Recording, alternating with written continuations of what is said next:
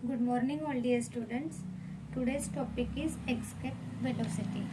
In last lecture, we had learned gravitational potential energy. Today, we will discuss what is escape velocity.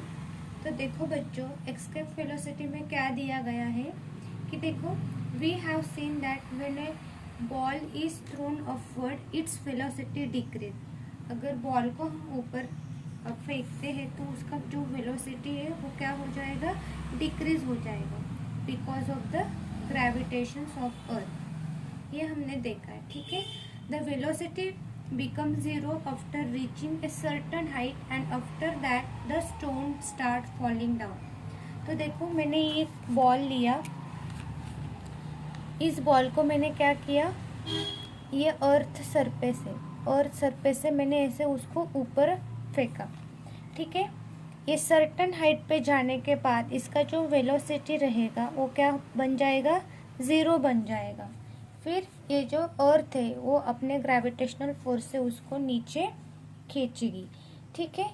ये हमने already देख लिया है। तो ऊपर सर्टन हाइट पर जाने के बाद जो वेलोसिटी होता है वो क्या हो जाता है, तो ज़ीरो बन जाता है और जो स्टोन है वो नीचे आने को स्टार्ट होता है। अगर its maximum height depend on it's initial velocity, मतलब जो हमने वेलोसिटी लगाई थी इस बॉल पर, तो उस वेलोसिटी इनिशियल वेलोसिटी पे ये डिपेंड करता है उस कि कितने हाइट पर वो ऑब्जेक्ट जा रहा है, ठीक है। तो कितने हाइट पर वो ऑब्जेक्ट जा रहा है वो अपने इनिशियल वेलोसिटी पर डिपेंड करता है। तो देखो, according to Newton's third equation of motion, तो थर्ड इक्वेशन ऑफ मोशन क्या दिया गया है, तो देखो मैं इधर लिखती हूँ। थर्ड इक्वेशन में दिया गया था v square is equal to u square plus 2as। ये हमें दिया गया था कि जो न्यूटन्स का थर्ड इक्वेशन था। तो इसमें v मतलब क्या होता है, तो v मतलब the final velocity of the ball. v का मतलब है फाइनल वेलोसिटी कितना है, ये जो ऊपर आ गई है ये कितनी है, ज़ीरो है। तो क्या आ जाएगी, final velocity of the ball is zero, जो इधर हमारे बुक में भी दी है, ठीक है। और एक्सेलरेशन क्या आ जाएगा, -g। ग्रेविटेशन क्या रहेगा, -g रहेगा। वो कैसे, वो मैं आपको आगे एक्सप्लेन करने वाली हूँ। और देखो, तो अभी इस इक्वेशन में हम वैल्यू पुट करेंगे, तो देयरफॉर v क्या दिया है, zero is equal to u square plus 2 minus s क्या दिया है, a मतलब क्या होता है, s होता है, ठीक है। तो s क्या दिया है, ये s भी रहेगा, ठीक है, एक्सेलरेशन। तो ये क्या है, -g second, sorry, a is equal to -9 दिया है हमारा, एस ए का वैल्यू हमने एक्सेलरेशन पुट कर दिया है, फिर ये एस ऐसे ही रहेगा, ठीक है। अभी maximum height of the ball, तो मैक्सिमम जो हाइट है क्या रहेगा, हमें एस निकालना है। S is equal to minus u square upon 2g। ये क्या हो जाएगा, मैक्सिमम हाइट हो जाएगा ऑब्जेक्ट का, ठीक है। तो देखो ये कैसे कैलकुलेट करना है उसके बारे में हम देखते हैं। तो देखो, thus higher the initial velocity u, अगर इनिशियल वेलोसिटी जो u है हमारा वो अगर ज़्यादा रहता है, the larger in the height reaches by the ball, तो उतना ज़्यादा अपना बॉल क्या होगा, ऊपर जाएगा। जितना ज़्यादा वेलोसिटी, इनिशियल वेलोसिटी जितना ज़्यादा रहेगा, बॉल उतने ज़्यादा हाइट पे जाएगा। The reason for this is that the higher the initial velocity, the ball will oppose the gravity of the earth more and larger will be the height to which it can reach. तो ये क्या करेगा, अगर initial velocity ज़्यादा रहता है तो ये जो ग्रेविटी को वो वेलोसिटी क्या करेगी, अपोज करेगी। वो the ball will oppose the gravity, वो बॉल जो है वो ग्रेविटी को अपोज करेगा क्योंकि उसका वेलोसिटी कैसा है, ज़्यादा है। ठीक है, और ज़्यादा हाइट पे फिर वो बॉल जाएगा। We have seen above that the value of g keeps decreasing. हमने ऊपर देखा कि ये जो वैल्यू है जी का वैल्यू कम होगा। क्यों होगा, तो देखो इधर दिया है decreasing as we go higher above the surface of the earth. अगर सरफेस से ऊपर जाएंगे तो जी का वैल्यू कम होते जाएगा। दस the force pulling the ball downward. अगर ग्रेविटेशनल फोर्स बॉल को नीचे खींच रहा है तो भी हमारा जो बॉल है जैसे जैसे ऊपर जाएगा तो जी का जो वैल्यू है वो क्या होते जाएगा, तो वो कम होते जाएगा। Decrease as the ball goes up. If we keep increasing the initial velocity of ball it will reach larger and larger height and above a particular value of initial velocity of the ball will able to overcome the downward pull by the earth and can escape। तो देखो क्या होगा, अगर अर्थ के gravitational force को oppose करके ball अगर certain height पे जाता है तो सर्टन हाइट पर जाने के बाद वो क्या हो जाएगा, उधर स्टेबल हो जाएगा। मतलब वो कितना भी डाउनवर्ड पुल अर्थ ने लगाया तो भी वो नीचे नहीं आएगा, वो फॉरएवर क्या हो जाएगा, ऊपर ही क्या हो जाएगा, स्टेबल हो जाएगा। वो it will not fall back on the earth. ठीक है, वो नीचे नहीं आएगा। This velocity is called escape velocity. तो इसको ही हम क्या बोलेंगे, एस्केप वेलोसिटी बोलेंगे। मतलब क्या, अगर बॉल सर्टन हाइट पर जाएगा तो सर्टन हाइट पे जो अर्थ है तो उन बॉल को नीचे नहीं खींच सकती है, बॉल उधर क्या हो जाएगा, स्टेबल हो जाएगा, वो नीचे नहीं आएगा।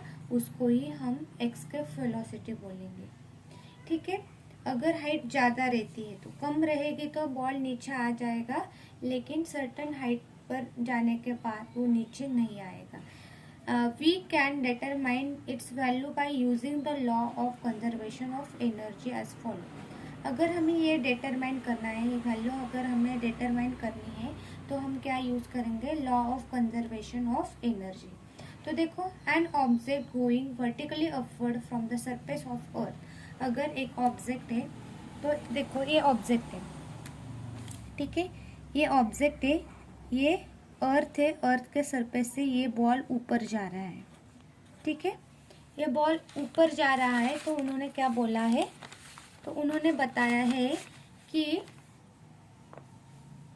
Having an initial velocity equal to the escape velocity. मतलब जो स्टार्टिंग का वेलोसिटी है, इनिशियल वेलोसिटी, और जो हमारा एस्केप वेलोसिटी है, ठीक है, एस्केप जो वेलोसिटी रहेगा तो एस्केप वेलोसिटी और इनिशियल वेलोसिटी दोनों क्या है, इक्वल है।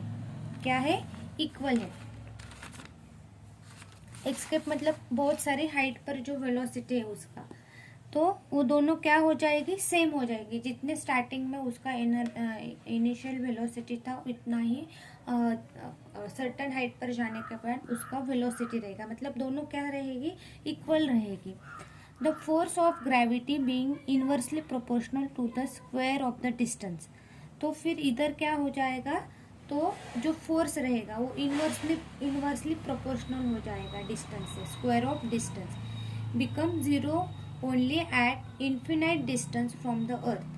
This means that for the object to be free from the gravity of the earth, it has no reach infinite distance from the earth, that is object will come to rest at infinite distance and will stay there। तो देखो, तो अगर बहुत सारी height पर हमारा object गया तो इधर उसका जो ग्रेविटी है वो क्या हो जाएगा, ख़त्म हो जाएगा, और ग्रेविटी के ऊपर जब वो बॉल जाता है तो वो रेस्ट हो जाएगा, मतलब नीचे नहीं आएगा सर्टन हाइट। इन्फिनाइट मतलब इन्फिनाइट हाइट पर अगर वो जाता है तो इन्फिनाइट डिस्टेंस पर जाने के बाद वो जो बॉल है वो रेस्ट हो जाएगा उधर, ठीक है।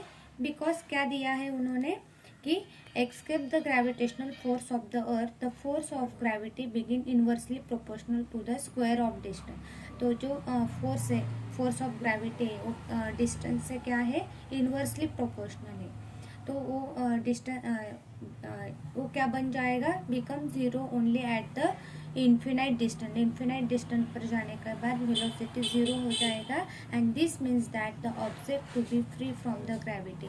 और ऑब्जेक्ट क्या हो जाएगा, ग्रेविटी से फ्री हो जाएगा। उसका वेलोसिटी क्या बन जाता है, इधर जीरो बन जाता है। और फिर वो एक इधर रेस्ट पोजीशन पर रहेगा, वो वापस नीचे अर्थ पे नहीं आएगा, ठीक है। It become free from the gravity. तो इधर वही दिया है, that is the object will come to rest at the infinite distance and will stay there, और उधर ही वो रुकेगा। तो दोनों का डिफरेंस दिया है। अगर जो ऑब्जेक्ट है, ऑब्जेक्ट का मास सरफेस पे क्या रहेगा और इन्फिनाइट डिस्टेंस पे उसका मास क्या रहेगा ऑब्जेक्ट का। तो देखो फर्स्ट दिया है काइनेटिक एनर्जी क्या रहेगी, 1/2 mv²। काइनेटिक एनर्जी इधर क्या रहेगी, जीरो रहेगी। पोटेंशियल एनर्जी जो है वो क्या रहेगी, -Gmm/r। और पोटेंशियल एनर्जी इधर क्या रहेगी, -Gmm/∞ = 0 रहेगी।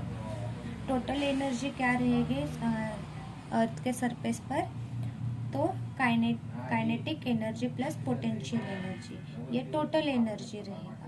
लेकिन अर्थ के इन्फिनाइट डिस्टेंस पे क्या रहेगा, kinetic energy plus potential energy = 0, ये ज़ीरो बन जाएगा। तो इधर सब ज़ीरो बन जाता है, काइनेटिक एनर्जी भी ज़ीरो रहेगा, पोटेंशियल एनर्जी भी ज़ीरो रहेगा, और टोटल एनर्जी भी क्या रहेगा, ज़ीरो रहेगा, ठीक है। और on the surface of the अर्थ ये क्या करना है, हमें कैलकुलेट करना है, ठीक है बच्चों। तो देखो इधर क्या दिया है, from the principle of conservation of energy में E1 = E2। तो E1 हमें क्या दिया है, तो 1/2 mv² एस्केप -Gmm/r। और E2 क्या है, ज़ीरो है हमारा, ठीक है।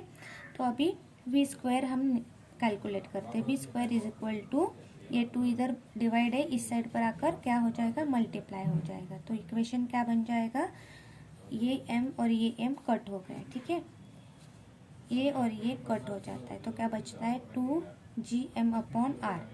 तो ये स्क्वायर है, तो ये इधर क्या आ जाएगा, रूट आ जाएगा, स्क्वायर निकल जाएगा। तो अभी क्या आ जाएगा हमारा, तो इसका जो वैल्यू दिया है Gm का, वो दिया है G, ठीक है, और ये ऊपर आ जाएगा 2Gr। तो हमें G का वैल्यू पता है, 2 × G कितना है, 9.8 होता है, और R क्या होता है, 6.4 × 10⁶ रेडियस, अर्थ का रेडियस, ठीक है।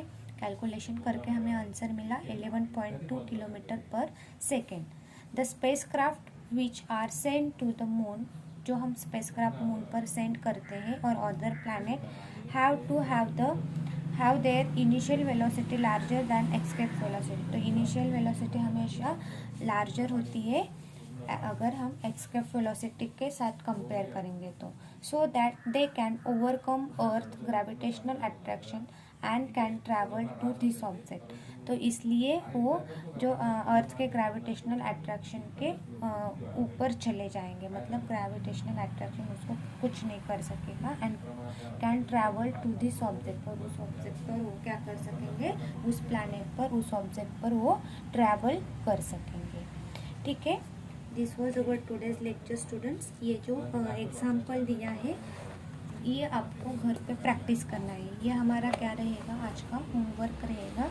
You have to solve and practice it at home, okay. ये हमारा लेसन ख़त्म हो गया है। अगर इस लेसन से आपको कुछ डाउट है तो वो मैं आपको क्लियर कर दूँगी। आपको मुझे वो व्हाट्सएप पर बताना है अगर कुछ डाउट है तो, ठीक है। Thank you, bye bye.